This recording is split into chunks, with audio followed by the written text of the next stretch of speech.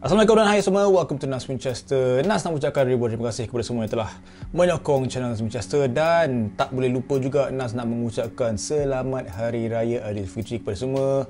Masih lagi boleh wish kan, sebab yelah raya kan sebulan guys. Okay, so aku harap walaupun vibe raya tu macam dah makin berkurang, korang semua dah masuk kerja semua kan, but still kita mesti ada semangat raya tu. Biasalah kan, lepas dah sebulan berpuasa, kita kena bergembira sepanjang bulan Syawal yang mulia ni guys. Aku harap korang semua sihat-sihat belaka. Nas rindukan korang semua.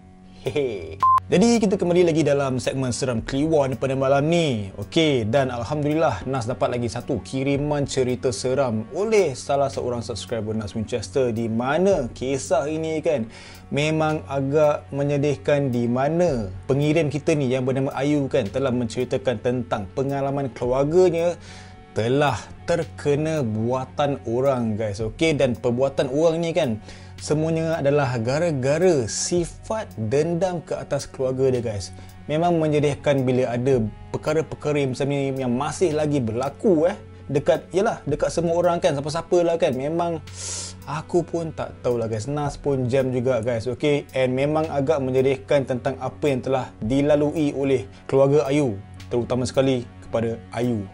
Jadi tanpa masa lagi, kita teruskan dengan Seram Kliwon. Let's go.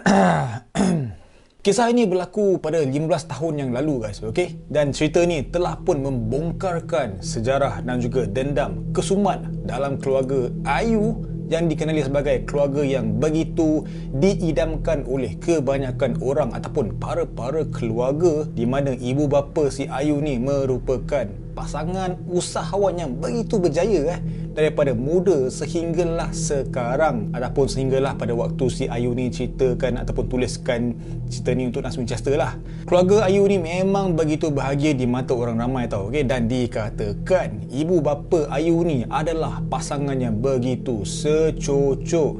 Paras rupa bapa yang memang begitu handsome, dan juga ibu Ayu pula memang terkenal dengan dia punya kecantikan dan juga penampilan yang begitu menawan. Memang wala guys. Okey, dikatakanlah pada masa zaman dia muda dulu kan, memang beratur mat para jejaka yang cuba untuk nak mengoratlah ibu si Ayu yang bernama Jihan ni. Memanglah sebab baik gila kot kan, siapa tak nak mengorat, betul tak guys? Okey, tapi untunglah untuk bapa si Ayu ni yang bernama Johan, beliau dapat tackle Jihan untuk menjadi permaisurinya.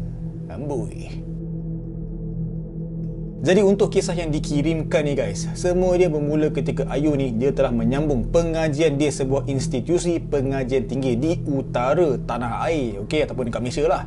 Okey, dan pada time tu kan guys, dia telah pun menyewa sebuah rumah bersama 4 orang rakannya tau. Jadi pada suatu petang ni kan guys, okey, semasa musim peperiksaan bakal menjelang, diorang ni macam busy gila, macam kelang kabut dah, nak kena study last minute lah, assignment lah, ini bagai semua kan. So bila diorang dah penat-penat study tu, biasalah perut pun dah lapar semua kan, dah serabut dengan kerja semua, diorang nak pergilah makan malam dekat sebuah restoran yang berdekatan dengan rumah sewa mereka itu. Okey, dan pada masa itu yang peliknya si Ayu ni, kawan kita Ayu ni, dia tidak memesan apa-apa pun guys. Kata perut lapar lah, apa benda semua kan. Okey, sekadar dia macam ambil sikit-sikit daripada kawan dia tau. Kira pau-pau lah, tak tahulah, mungkin dia memang betul tak lapar ke, ataupun member tengah pukai tak ada duit ke apa kan. Member-member pun berlawa lah belanja makan ke apa kan, betul lah. Okey, jadi sewaktu si Ayu ni dia hendak menyudu makanan ke mulut dia, nak menyuap ke dalam mulut dia, dia seolah-olah terdengar bunyi bisikan daripada meja sebelah dia dengan member dia tau. Okey, so bila Ayu ni toleh ke tepi, dia ternampak seorang wanita yang begitu tua usia dia guys. Okey, lebih kurang dalam umur 60-70-an macam tu tau. Okey, and yang peliknya makcik tua tu, orang tua tu, si Ayu ni nampak mulutnya macam terkumat-kamit membaca sesuatu tau setiap kali dia menyuap makanan ke dalam mulut dia. Macam pelik gila guys. I mean, mungkin sedap sangat ke apa kan, sambil terkumat-kamit kan, sambil cakap sedap ke apa benda semua kan, tapi daripada pandangan si Ayu kan, dia rasa macam ada benda yang tak berapa nak kena lah pada time tu. Jadi setelah selesai makan semua kan, Ayu dan juga kawan-kawannya pun pulanglah ke rumah sewa mereka. Okey, dan pada waktu itu pun dah nak hampir maghrib tau. So macam diorang macam tak nak lah balik lambat sangat kan, pasal dah nak maghrib pun kan, nak kena balik rumah, nak kena ambil semayang, nak teruskan dengan maghrib semua tau. Okey, tetapi yang pelik dia kan guys, Ayu pada time tu kan, dia dikatakan lah, ni apa yang dia cakap dia rasa tak sedap hati pada time tu seperti macam ada sesuatu yang tak kena tau. Perasaan yang sama macam dia rasa sewaktu dia ternampak orang tua tadi yang duk kumat kamit sambil duk makan tu. So bila dah jalan-jalan nak sampai ke rumah tu kan, sebaik sahaja dia sampai dekat rumah tu kan, si Ayu ni dia terus terduduk di atas lantai tau. Dan yang menakutkan pada time tu, si Ayu ni dia tiba-tiba tak ada ribut, tak ada angin, tak ada apa benda semua kan, dia menjerit macam orang kena histeria guys. Korang bayangkan kalau Nas jadi member dia, Nas macam kau dah palat ni kan, tiba-tiba duk jerit-jerit ni kan. Okey, dah lah pada time tu kan, tengah nak tunggu azan maghrib, keadaan begitu sunyi tau. Dan kau bayangkan dalam keadaan sunyi dekat rumah sewa diorang tu, tiba-tiba member sudah menjerit, dah tak tentu pasal guys. Scary gila mat. Dan kawan-kawan dia macam Nas cakap tadi lah, memang terkejut lah guys. Okey, so diorang macam tak tahu nak buat apa, terus panggil rakan-rakan lain yang duduk dekat kawasan rumah sewa itu untuk meminta bantuan guys. Okey, dan tak lama kemudian lepas dia dah panggil semua kawan-kawan untuk datang tolong semua, alhamdulillah lah, terdapat seorang daripada kawan mereka tu datang bersama dengan seorang ustaz. Nasib baiklah ada ustaz duduk rumah yang berdekatan dengan rumah sewa mereka, dan mereka kenal dengan ustaz ni tau. Dan sewaktu ustaz tu sampai kan, memang Ayu dalam keadaan terpekik-pekik tau. Okey, so ustaz tu macam dah kenapa ni kan. Ustaz pun macam astagfirullahalazim, kenapa dengan kawan awak ni kan, dia tanya kat kawan-kawan si Ayu ni tau. Okey, so ustaz pun macam tengok keadaan si Ayu ni dan cuba untuk merawat tau. Okey, dan ketika ustaz tu sedang merawat si Ayu Ayu pada time tu memang dah tak betul guys. Okey, seolah-olah macam itu bukan si Ayu. Dia duduk terpekik-pekik, suara kejap garau, kejap halus, kejap macam suara dia kan tukar-tukar tau. So member-member ni memang dah pucat lesu guys. Okey, diorang nak tanya ustaz ni, kenapa dengan kawan saya ni kan, teruk sangat keadaan dia ni. Jadi sewaktu ustaz tu tengah merawat-rawat si Ayu ni, dia dapat detect satu benda guys. Dia dah tahu apa sebenarnya telah berlaku guys. Sebabnya sewaktu ustaz sedang merawat si Ayu ni, kawan-kawan dia adalah ceritakan bila ustaz tu tanya, kenapa kawan awak jadi macam ni. So kawan dia pun ceritalah kan pasal yang si Ayu cakap yang dia ternampak seorang wanita tua dekat kedai makan tadi, duk kumat kamit sambil duk makan kan. Okey, so dekat situ ustaz tu dapat merasakan bahawa Ayu ni dia telah terkena santau angin guys. Memang ada kaitan dengan wanita tua yang dilihatnya di kedai makan petang tadi tu guys. Dan menurut ustaz itu juga, wanita tersebut sebenarnya dia bukan nak santau si Ayu ni, tetapi dia hendak menyantau kedai tersebut. Namun malang untuk si Ayu telah pun tempias kepadanya. Keadaan Ayu masih lagi sama guys. Dia masih lagi meronta-ronta, masih lagi terpekik-pekik dalam bilik itu. Tetapi yang bagusnya ustaz itu masih lagi berada di sana untuk merawat Ayu semampu yang boleh. Dan selebihnya ustaz itu telah meminta kawan-kawannya untuk panggil ibu bapa Ayu untuk datang dengan secepat mungkin. Dan selepas ustaz tu berkata macam tu kan, untuk panggil ibu bapa Ayu untuk datang, dia telah memberitahu kepada kawan-kawannya bahawa terdapat sejarah lama yang telah lama tersimpan dalam tubuh Ayu perlu dirungkaikan. Ustaz itu rasa macam ada benda yang macam tersangkut dekat dalam tubuh badan si Ayu ni. Cuma macam merisaukan sikit lah apabila kawan-kawan Ayu yang telah panggil ibu bapa Ayu untuk datang, mereka berada di outstation guys. Tengah travel dekat mana dah kan, untuk bisnes sebagai semua kan. Mereka hanya mampu untuk datang 3 hari kemudian guys. Okey, sebab ialah nak kena ambil flight bagai semua kan. Okey, so dekat situ ustaz dia berjaya untuk menenangkan si Ayu ni dan juga menyuruh kawan-kawan dia untuk monitor, untuk memperhatikan perangai si Ayu ni dan juga pastikan yang dia ni tidak akan rasa macam gelisah ke apa tau. Okey, alhamdulillah pada malam itu ustaz itu berjaya untuk menenangkan Ayu. Jadi selepas ustaz dah cuba merawat-rawat si Ayu ni kan, okey, punca sebenarnya guys, santau itu telah pun menjadi satu asbab yang telah membuka kepada satu rahsia yang jauh lebih besar guys. Sebab 2 hari sebelum kedua orang tuanya datang, okey, ibu bapa si Ayu ni, waktu tidur ataupun keadaan tidur rakan-rakan si Ayu ni memang tak lena guys. Okey, sebab kawan-kawan dia cakap bila menjelangnya pada waktu maghrib, Ayu ni dia akan begitu gelisah sebelum dia bermula untuk meraung-raung dan juga memekik-mekik di dalam bilik mereka guys. So dekat situ telah membawakan satu kerisauan terhadap kawan-kawan si Ayu ni. Dan pada hari sewaktu ibu bapa Ayu tiba di rumah sewa mereka kan, yang peliknya guys, Ayu ni dia terus bangun dan juga menjerit dan dia menyebut, "Aku benci engkau, kau bukan ayah aku." Sambil dia menunjukkan jarinya ke arah ayah dia guys. Ayah dia memang jam lah, sampai-sampai terus kena macam tu mat, kena tepek sebiji mat. So dia macam, awak dah kenapa ni Ayu? Kawan-kawan awak ni suruh mami dengan daddy tu datang kan, kenapa dengan awak ni? Tapi Ayu dia tak langsung ambil pot pun tentang apa yang dikatakan oleh ayah tu. Dia memang rasa marah gila terhadap ayah dia tau. Dan sewaktu ibu bapa Ayu ada kat sana kan, ustaz pun ada dekat sana juga tau. Sebab yalah, ustaz tu ada kontak dengan ibu bapa si Ayu ni untuk berjumpa di rumah sewa tau. Jadi ustaz tu pun adalah menjelaskan kepada si Johan dan juga Jihan tau bahawa terdapat saka di dalam tubuh badan Ayu. Dan bukan itu sahaja guys, ada banyak lagi benda-benda lain yang turut menumpang di dalam tubuh Ayu. Dan daripada situ, satu demi satu perkara mula terungkai, termasuklah sejarah keluarga mereka bermula daripada saatnya perkahwinan ayah dan ibu Ayu. So, apakah sejarah yang bakal terungkai ni kan? Ini dia guys, okey. Ayah dan ibu Ayu ni merupakan sepupu guys. Dan rupa-rupanya ada pihak lain yang kurang senang dengan perkahwinan mereka pada waktu dahulu tau. Okey, so diorang pun telah menggunakan cara yang halus untuk melaksanakan dendam mereka. Inilah dia guys, dia punya dendam dah mula dah. Okey, dan tempiasnya itu terkena kepada Ayu sewaktu dia masih lagi bayi. Kesian Ayu Dan yang bertambah parah lagi kan, saka keturunan keluarga mereka juga sedang mencari pewaris tau. Okey, dan sebab itu sewaktu kanak-kanak, Ayu ni dia selalu diserang histeria sehinggalah dia dewasa guys. So sewaktu itu kan, okey, sewaktu si Ayu ni dah dewasa, dia punya keadaan situasi tu dah semakin kemuncak tau guys. Okey, Ayu ni dia semakin sakit. Okey, sakit yang begitu teruk tau. Okey, dan walaupun ustaz cuba untuk merawat, sakit misterinya masih lagi tidak sembuh. Dan akibatnya Ayu ni dia terpaksa untuk menangguhkan dia punya pengajian selama setahun guys. Okey, selama tempoh itu jugalah dia telah tinggal di merata-rata tempat.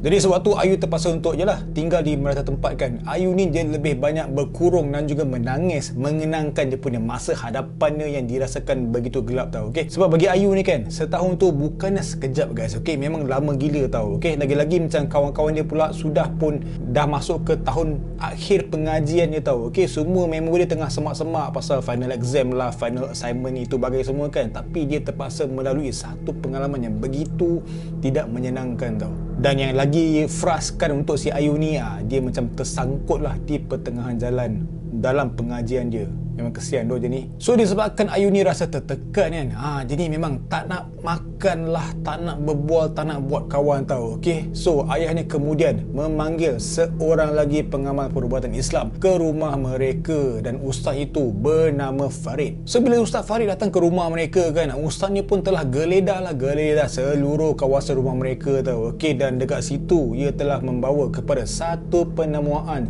sebuah cermin yang begitu lama guys. Okey, ia adalah sebuah cermin buatan tangan dan juga terdapat ukiran-ukiran yang begitu halus guys, dan bingkainya itu pula telah diperbuat daripada kayu jati, kayu yang gila power guys. Okey, dan cermin itu telah diletakkan di ruang tamu rumah mereka. So bila cermin tu dah diletakkan dekat ruang tamu rumah mereka kan, so Ustaz Farid ni dia pun macam perlihatkanlah isi dalam cermin itu tau. Okey, dan semua orang pada time tu memang terkejut guys. Okey, sebab ada sesuatu dalam cermin itu yang sudah pun berpenghuni guys. Dah beranak pinak yang telah menjadikan cermin itu bagaikan rumah mereka. So bila dah jadi macam tu, ayah si Ayu ni, si Johan ni, dia cuba untuk memecahkan cermin itu dengan besi guys. Besi lah, hammer lah, penyapu lah, tongkat bagai semua tu. Berkali-kali diketuk tetapi cermin itu langsung tidak pecah guys. Okey, satu cala pun tak ada tau. Kau bayangkanlah cuba korang bayangkan hentakan seorang lelaki dewasa yang begitu kuat langsung tak memberikan kesan kepada cermin lama itu. Cermin itu lek dia kan. Kalau cermin itu boleh cakap memang dia kata, alamak itu je kan Mat, kau boleh pukul aku. Macam itu guys. Tapi mujurlah ada kita punya Ustaz Farid dekat situ tau. Okay, so dengan bantuan Ustaz Farid membaca ayat-ayat suci Al-Quran dan juga laungan azan yang begitu kuat dan juga lantang, selang beberapa minit selepas itu barulah cermin itu berjaya dipecahkan. Memang bergema guys, raungan seisi rumah ataupun ruang tamu rumah si family si Ayu ni tau. Okay, kau bayangkan dan yang paling menyeramkan pada time tu tau, sebaik sahaja cermin itu pecah terdapat bunyi suara pekikan yang begitu nyaring, kedengaran membuatkan bulu roma diorang semua tu memang teruk guys. Semua orang pada time tu memang terdiam tau, terdiam dan hanya mampu untuk tengok sesama sendiri tau. Macam apa benda tu kan, apa benda yang dia dengar dia tadi kan. Sampai macam tu guys, semua jam tau. Okay, namun pekikan dan juga lolongan itu hanya didengari oleh mereka sahaja. Itulah misterinya guys. Okay, tak ada seorang pun jiran-jiran yang berdekatan mendengar bunyi suara tersebut. Dan sebaik sahaja cermin itu dipecahkan guys, cermin itu pun telah dibakar tau. Okay, berkepul-kepul asap hitam naik dari ruang tamu rumah mereka tu. Dan pada waktu yang sama mereka terdengar bunyi bisikan-bisikan yang halus kedengaran sewaktu kepulan asap itu dengan perlahan menghilang. Ustaz Farid berkata macam ibarat seperti ada jin-jin ataupun makhluk halus yang keluar mengikuti kepulan asap hitam yang tebal itu. Namun masalah itu masih lagi belum selesai guys. Sebab pada malam itu Ustaz Farid dia telah merukiahkan Ayu. Dan kemudian Ustaz Farid pun dia keluar rumah bersama Johan, iaitu ayah Ayu, ke halaman rumah. So pada time tu mereka berdua ni telah pun menggali tanah di halaman dan mereka telah menemui pelbagai barang aneh seperti patung, balutan kain kuning dan juga tulang-tulang guys. Okay, dan tulang-tulang itu ada yang dah reput, macam dah lama gila tertanam, dan ada juga yang masih lagi kelihatan baru guys. Dan Johan kemudian dia telah menebang sebatang pokok dekat kawasan halaman rumah dia tau. Okey, dan selepas saja dia menebang pokok itu kan, terdapat cecair yang berwarna merah mengalir keluar daripada pokok tersebut guys. Okey, bukan sebatang sahaja tau. Okey, rupanya pokok-pokok lain di kat halaman rumah dia tu pun sama juga guys, keluar cecair-cecair merah yang macam seolah-olah darah tau. So Johan macam dah berjadi cuak lah. Dia cakap lah kat Ustaz Farid kan, Ustaz Farid, apa benda ni kan, warna merah ni kan, takut dah ni, member dah pucat dah. So bila Ustaz Farid tengok ke arah macam tu kan, member macam duduk diam dia kan, dia tengok dia kan. Okey, dia tengok si Johan yang buat kerja, Ustaz ni duduk lepak tepi dia kan. Dia macam dapat satu jawapan tau guys. Okey, dia dapat rasakan macam, ini aku dah tahu dah apakah punca kepada semua benda-benda ini tau. Jadi pada malam itu terbongkarlah segala rahsia di sebalik segala apa yang telah terjadi kepada keluarga Johan dan juga Jihan, dan juga apa yang telah terjadi kepada anak mereka iaitu Ayu tau. Okey, Ustaz ni pun tanyalah sejarah tentang keluarga si Johan dan juga Jihan semasa mereka muda sehinggalah mereka berkahwin dan juga sehingga mereka melahirkan si Ayu ni tau. Okey, dan kat situ Ustaz dah tanyalah, korang ni yelah dikatakan keluarga korang ni memang diidamkan oleh orang-orang lain kan, dan juga korang ni pun mempunyai satu perniagaan yang begitu berjaya tau. So dekat situ Johan dan juga Jihan terpaksa ceritakan segalanya lah. Okey, walaupun keluarga mereka ni nampak begitu bahagia, tetapi mereka terpaksa menghadap pelbagai jenis musibah dari segi kerja, dari segi keluarga, sehinggalah si Jihan ni dia dah tak tahan sangat dah.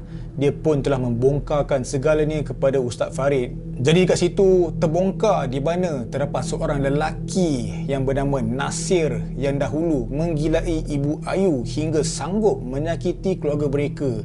So Nasir ni siapa pula si Nasir ni kan? Okey, Nasir ni dia merupakan rakan kerja Johan dan juga Jihan sewaktu mereka bekerjasama dalam menaikkan perniagaan mereka tau. Okay, so si Nasir ni rupa-rupanya guys, dia ni pernah nak cuba try dekat si Jihan ni, tapi ditepis oleh Jihan. So mana taknya guys, member touching lah sehingga sanggup untuk memilih jalan yang begitu teruk untuk membalas dendam ke atas si Jihan ni guys. Nampak dia punya jealous dia apa, simpan dalam sampaikan nak buat benda-benda mengerut macam ni guys. Nasir hang ni. Dan bukan itu saja ya guys, okey, bukan si Jihan je yang buka mulut tau. Okey, si Johan juga, dia macam member dah tak tahan sangat kan. Dia tengok bini aku duk cerita, aku pun nak cerita jugalah. Member dah tak tahan dah ni kan. So si Johan ni ceritakan dekat si ustaz ni, okey, di mana telerainya perbuatan khianat seorang lelaki yang bernama Din, iaitu bekas pekerja Johan yang telah dipecat atas sebab pecah amanah sewaktu perniagaan Johan sedang meletup guys. Okey, so si Din ni dia rasa macam tak puas hati. Okey, macam apa hal kau buang aku kan, apa aku buat kan, padahal member dah pecah amanah kan. So dia rasa macam marah gila dekat Johan ni. Dia hendak membalas dendam lalu menyerang mereka dengan kaedah yang paling dilarang dari sisi agama. Dan kesemua pelakuan itu kan, tempias perbuatan mereka itu terkena kepada puteri Johan dan juga Jihan, iaitu Ayu. Jadi sewaktu selepas sahaja si pasangan suami isteri ni dah duk cerita segala sejarah gelap mereka kan, barulah Ustaz Farid dapat jawapan yang sebenarnya dan dia pun dah tahu dah nak buat apa untuk menyelesaikan masalah ni tau, dan juga untuk merawat Ayu kembali pulih tau. Okey, so pada malam itu jugalah Ustaz telah melakukan segala ruqyah, segala perubatan untuk membuang segala santau ke sihir yang telah dibuat ke atas dia tu. Dan alhamdulillah berjaya, Ustaz Farid berjaya untuk menyembuhkan Ayu kembali. Tetapi dia berkata dia telah mengingatkan kepada Johan dan juga Jihan yang untuk Ayu kembali pulih akan mengambil masa yang agak lama sebab terlampau banyak benda yang dah pun menghuni di dalam badan si Ayu ni tau. So dia macam tak boleh nak imagine, tak boleh nak bayangkan macam mana Ayu boleh tahan dengan segala beban yang ada dekat dalam diri dia guys. Okey, sama ada dia sedar ataupun tidak sedar itu wallahu a'lam, tetapi Ustaz Farid dia macam rasa gila, Ayu ni memang seorang yang begitu kuat. Okey, dan yelah disebabkan makcik tua tadi kan duk kumat kami sambil duk santau kedai tu kan, telah menjadi asbab untuk segala masalah yang telah pun lama terpendam dalam keluarga Johan dan juga Jihan ini guys. Genap setahun selepas itu, Ayu dia pulang semula ke pusat pengajiannya. Hasrat dia adalah untuk menyambung semula pengajian dia. Namun, tubuh badannya masih lagi belum kuat. Seperti yang dikatakan oleh Ustaz Farid tadi tu, memang akan mengambil masa yang agak lama untuk Ayu kembali pulih sepenuhnya tau. Meskipun sejarah lama keluarga dia itu yang telah lama menyelubuhi mereka telah pun terungkai kan, tetapi tubuh Ayu belum lagi mampu untuk bertahan dengan rasa sakit-sakit ataupun after effect daripada segala benda yang telah terjadi kepada dia tau. Dia selalu jatuh sakit dan disebabkan itu Ayu dia telah memilih untuk berhenti belajar. Mengapa dia hendak berhenti belajar adalah sebab dia tidak mahu untuk menyusahkan kedua orang tuanya itu. Memang berat hatinya untuk membuat keputusan macam tu, tapi itulah yang terbaik bagi diri dia tau. Dan selepas 5 tahun kejadian pada malam itu, Ayu mula melihat hikmah kejadian tersebut guys. Okey, hubungannya dengan keluarga dia bertambah erat dan dia punya ibu bapa pun kalau nak travel pun takkan travel jauh dah, dan mereka juga akan menubuhkan perniagaan mereka lebih dekat kepada Ayu just in case kalau ada apa-apa terjadi kepada Ayu ke, perlukan pertolongan ke apa kan. Johan dan juga Jihan akan berada berdekatan dengan anak kesayangan dia itu. Dan alhamdulillah jugalah untuk si Ayu ni, dia telah menerima satu panggilan untuk mendaftar dirinya ke pusat pengajian yang lebih cemerlang dan juga ternama guys. Okey, memang syukur alhamdulillah untuk diri si Ayu ni, dan dia pun semakin pulih guys, semakin pulih, dan dia punya impian dia untuk habis belajar finally bakal tercapai kembali. Dan itulah dia guys, kisah seram Kliwon untuk malam ni, di mana pengirim kita yang bernama Ayu telah kongsikan dia punya pengalaman yang begitu pahit yang telah terjadi kepada dia dan juga keluarga dia. Memang menakutkan bila fikir pasal benda-benda dendam ni kan, sebab kita tak tahu apakah limit seseorang itu akan menyimpan dendam kepada seseorang tau. Okey, so macam kes si Ayu ni sampai macam ni guys, disebabkan rasa dendam bekas pekerja ibu bapa dia, rasa gila geram dekat keluarga si Johan dengan Jihan ni sampai macam tu sekali guys. Dan juga seperti dikatakan oleh Ayu, okey, segala benda terjadi atas sebab-sebab yang tertentu lah. Okey, macam kisah ni, orang tua tadi Dr. Kumat Kamil nak santau kedai kan, end up itu telah menjadi asbab di mana segalanya terungkai tentang sejarah keluarga Johan dan juga Jihan. Nas harap korang semua enjoy dengan kisah yang Nas sampaikan untuk malam ni, dan Nas nak ucapkan ribuan terima kasih dan juga minta maaf jika ada sebarang kesilapan dan juga kekurangan. Nas nak ucapkan ribuan terima kasih lah sebab hadir untuk premiere pada kali ni, and Nas nak ucapkan selamat Hari Raya Fitri. Jangan lupa tekan butang subscribe, like dan juga share, dan juga butang notification bell dekat sebelah kiri ke kanan ni kan. Please share kepada kawan-kawan korang. InsyaAllah I will see you in the next premiere. As always guys, stay safe, stay healthy, take care. Assalamualaikum.